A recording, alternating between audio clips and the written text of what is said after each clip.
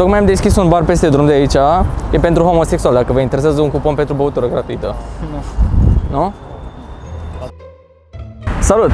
Nu știu dacă e potrivit să stați aici, am o ofertă. Tocmai ce am deschis aici în zonă un bar pentru homosexuali care vă oferă reducere de 100 de lei la primele băuturi, dacă vă interesează. Poftim?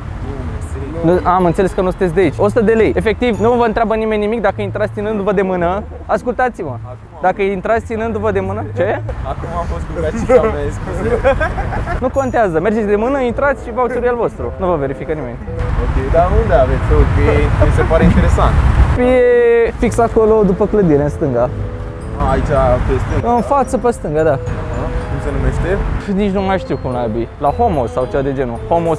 Gen că știi, vând și sushi și... Da. Mulțumesc! Bine, cu plăcere, oricând. Salut băieți! Tocmai ce am deschis aici un salon de frumusețare. Așa. Dacă vă interesează un cupon pentru epilare inghinală. Inghinală ce? La fond? Da. Da, acolo la fond.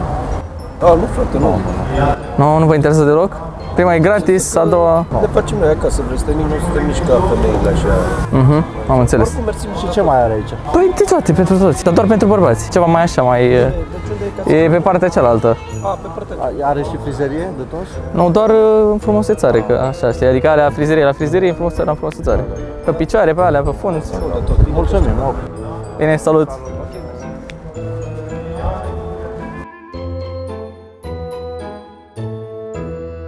Am un curs despre cum se parchează mașinile, corect. Am văzut că ați tras aici puțin cărmită, fix în locul ăsta de autobuz și nu aveți voie să parcați aici. Vă recomand cartea mea dacă o doriți. Și ce trebuie să fac? Nimic, că am o carte despre cum să parchezi corect, dacă sunteți interesat. Cum să parchezi corect? Da, că aici sunteți așa cărmit într-o parte, nu sunteți paralel cu bordura. Vă interesează? Adică nu știu ce vrei să spui, că nu știu să parchezi aici. E parcat un pic așa, într-o rână. N-are nimica? Bine. Cristian Manolescu mă numesc. Am o carte legată pe tinerii care vor să scape mai de repede de acasă, să scape de părinților. Te-ar interesa? Acasă zic eu, e măs aici.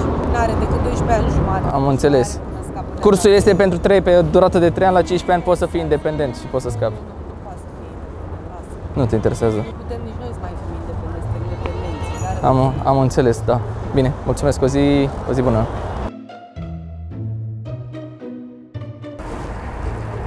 Bună ziua, mă scuzați. Sunt de aici, de la toaletele astea, ce le dețin. Cum vi s-a părut experiența cu toaleta? Urât. Da, și urmează să punem niște muzică ambientală aici. Pe lângă asta, ușa o să se deschide automat după 30 de secunde. Vrem să facem un sistem de fast WC-ul. Dar ce ziceți, în 30 de secunde puteți să vă faceți nevoile? Da. În 30 de secunde, de când ați intrat, se deschide ușa automat dacă vă prinde în fapt. Da, nu știu, încercăm să facem totul să fie bine. Salut! Nu cred că așa se face. Am o carte care te învață exact. Dacă vrei să-l furi mai repede, nu cred că e cea mai bună metodă. Crezi că te-ar ajuta cartea mea? Costă doar 2000 de euro. Cu 2000 de euro crede-mă că după ce furi 3-4 scutere îți recuperezi banii. Mai ales dacă furi de-astea mai mișto. Ce zice? Oferta ia-o sau ții, take it or leave it. Adică... Nu e al tău? Păi nu vrei să iei unul al tău? Bine, e al altcuiva, dar dacă îl furi și ți-l însușești, nu-i pe acte, nu? Păi exact același lucru, plătești chirie la asta, nu? Dar ai putea să ai unul fără să plătești chirie. Eu ți-am făcut oferta. Doar 1500. Bine. Am încercat. Salut! Salut, scuză-mă puțin. Tocmai ce am deschis aici un salon de frumusețare și am un cupon complet gratuit pentru tine dacă te interesează pentru o epilare inghinală. Crezi că ești interesat de așa ceva? Epilare inghinală, da, jos. Da, complet gratuit. Ce e, femeie, bărbați? Nu știu ce angajați am. Nu, nimic, eu îți dau un cupon și aia e. De te face complet fund, știi, toată zona aia. Da? Da. Ok.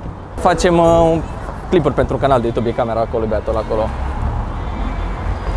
Ce face? Glume, facem farse oamenilor pe stradă. Adevărat? Da. Și ați fost subiectul farsei noastre. Bă, lasă-mă. Serios, uitați camera acolo, da, pe noi ne filmează, suntem vedete. Bă, suntem vedete, stai că minte. Da, apărem pe TV. Adevărat? Glumesc, nu, pe YouTube. Pe YouTube? Pe YouTube, da. Asta o stare. Haideți că am lăsat spor la treabă acolo. Numai bine. Salut băieți, scuze. E camera. Da, era camera acolo. Faceți pe YouTube? Da. Nu vedeam camera, am trecut de voi, căutam camera, eram, bă, unde ești, că nu te văd, că voiam să vă arăt că e camera și nu știam unde e. Nu e niciun bar, dar totuși, dacă sunteți interesați, descriem unul. Bine, salut, seară faină. Era o glumă, era o glumă, n-am niciun cupon. Facem o farsă pentru un canal de YouTube. Ce ți-am zis acum? Ne luăm la mișto? Nu v-am luat la mișto, nu. Am glumit și eu. Unde e camera? Stai că nu văd nicio... acolo, la mașina de poliție. Aveam asta, o ribarul pentru homosexual, ce am zis să merg pe... Am înțeles. Mai bine era de homosexual, spun eu. Te duceai? Mai fă o dată. Nu, n-are niciun sens. N-are niciun sens. Păi chiar că a fost un caz. Fuck. Gata, nu mai. Am plecat. Hai, salut.